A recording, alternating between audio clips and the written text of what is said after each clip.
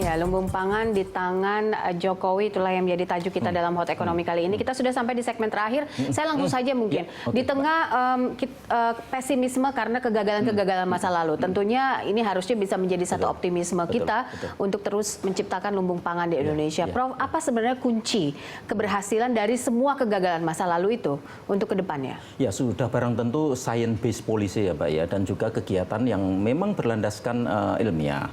Dalam arti berlandaskan riset, berlandaskan terhadap kajian-kajian mengapa kita gagal, gap yang terjadi di sana apa, kita analisis seluruh gap tersebut untuk menuju ke arah yang baik.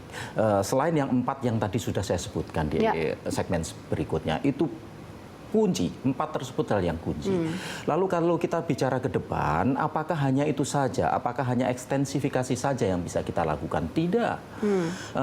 Sekarang ini kami juga melakukan, mendampingi juga bersama BUMN Pangan untuk perhutani di Pulau Jawa. Bagaimana meningkatkan produktivitas mereka. Kami mendampingi juga SHS di Sukamandi untuk peningkatan produksi. Kunci yang lain selain ekstensifikasi adalah intensifikasi. Kita seringkali lupa terkait dengan intensifikasi ketika kita uang triliunan rupiah kita gunakan untuk ekstensifikasi. Padahal intensifikasi lebih sederhana dan lebih mudah.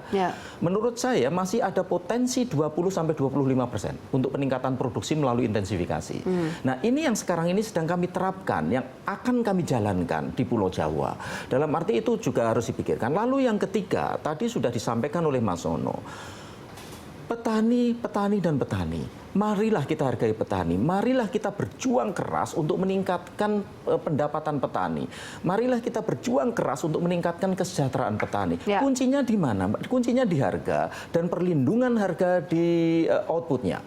Jadi subsidi kalau menurut saya alihkan saja ke perlindungan harga di tingkat usaha tani. Karena apa? Hasil kajian juga di wilayahnya Mas Ono, ini jaringan tani kami di Indramayu sangat kuat di Asosiasi Bank Benih dan Teknologi Tani di sana. Kemarin itu teman-teman di Darim di Indramayu itu mencoba menghitung berapa biaya usaha tani dan berapa keuntungan mereka.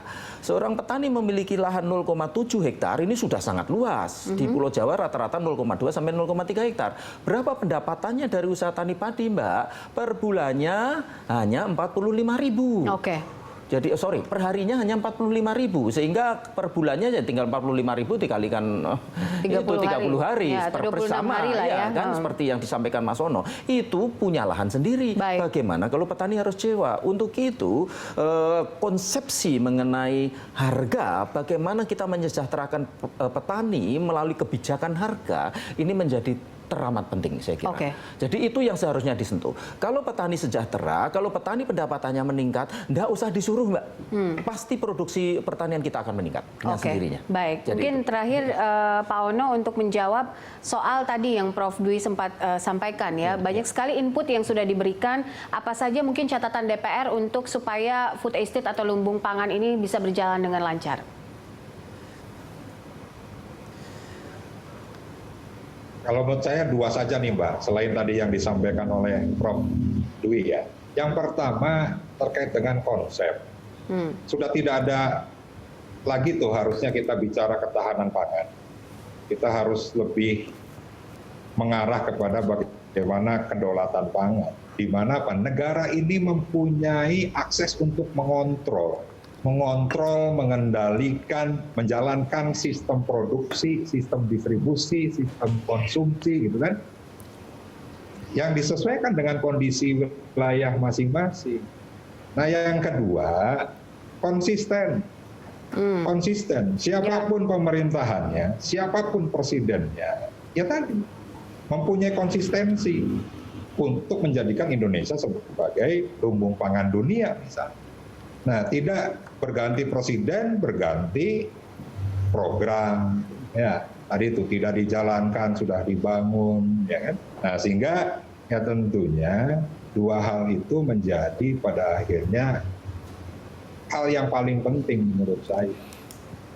Nah, jadi mudah-mudahan ya Pak Jokowi di periode kedua ini, ya beliau berpikirnya untuk Indonesia 5 tahun, 10 tahun, 50 tahun ke depan.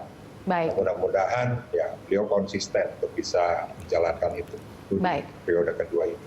Oke, Pak Ono terima kasih untuk informasinya dan juga bincang-bincangnya bersama kami dalam Hot Ekonomi dan juga Prof. Dwi terima kasih sama-sama, untuk Mbak. analisanya dan juga Sama-sama, informasinya. sama-sama, Mbak. Baik, pemirsa sampai di sini kebersamaan kita dalam Hot Ekonomi. Anda bisa mengirimkan informasi dan saran ke email kami di redaksi @berita1.tv atau follow kami via Twitter, Facebook, YouTube dan juga Instagram. Saya Poppy Zaidra, selamat malam, sampai jumpa.